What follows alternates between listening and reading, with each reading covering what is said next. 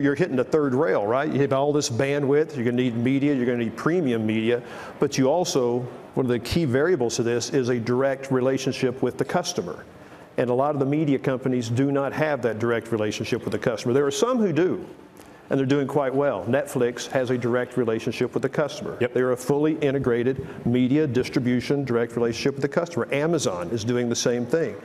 Bob Iger obviously has high ambitions to establishing a very direct relationship with the customer. So if you can bring 130 million mobile customers where you have a direct billing relationship, day-to-day customer relationship, bandwidth, as well as content, media and entertainment content, and put all that together, then you have vertically integrated the same way as some of these other guys have. I think you have that direct relationship. The media stuff you're going to integrate, right? Again, the value of HBO goes away, or it's severely diminished if it's not also available to Comcast, Spectrum, and everybody else. This is your court case, right? So what is the advantage you get from owning it as opposed to just having an arm's length relationship like everybody else? So think about what's coming together here.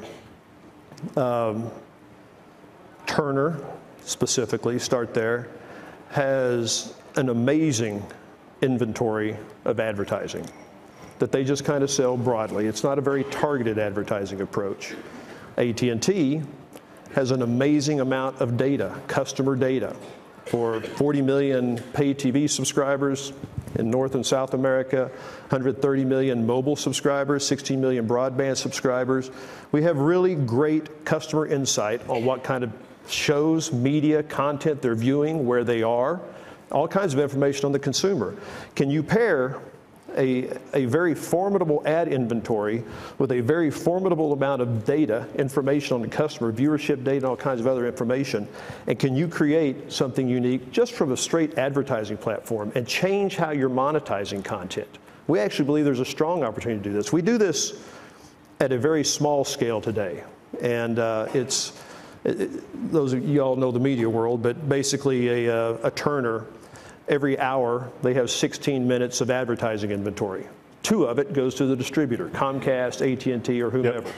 With just our 2 minutes, where we use the data that I'm talking about, we monetize the advertising at 3 to 5 times what is done on just a traditional TNT, TBS, and so forth.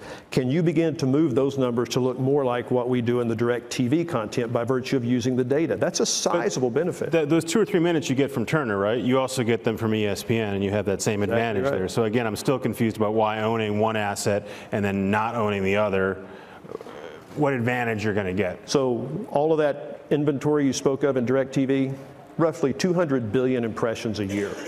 Turner, 750 billion impressions a year.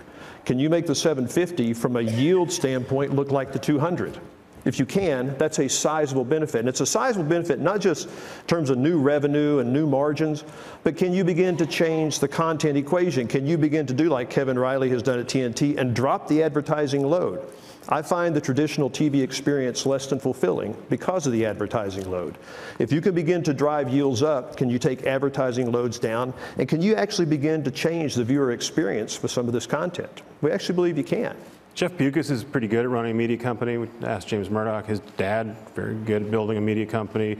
These guys who are building these big companies are selling media companies, people like you. Doesn't that give you pause that you're on the wrong side of the table? I asked James the same question, backwards. Look, the model has to change. I think they all recognize that.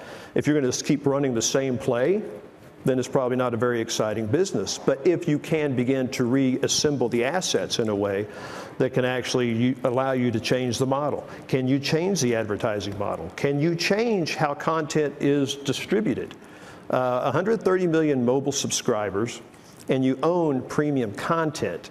How can you begin to experiment and innovate around the content differently to distribute to 130 million mobile subscribers? We think there's some opportunities to really innovate in media and entertainment around that as well. Jeff Bewkes would tell you the same thing.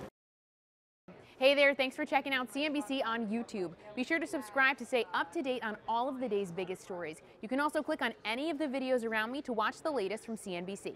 Thanks for watching.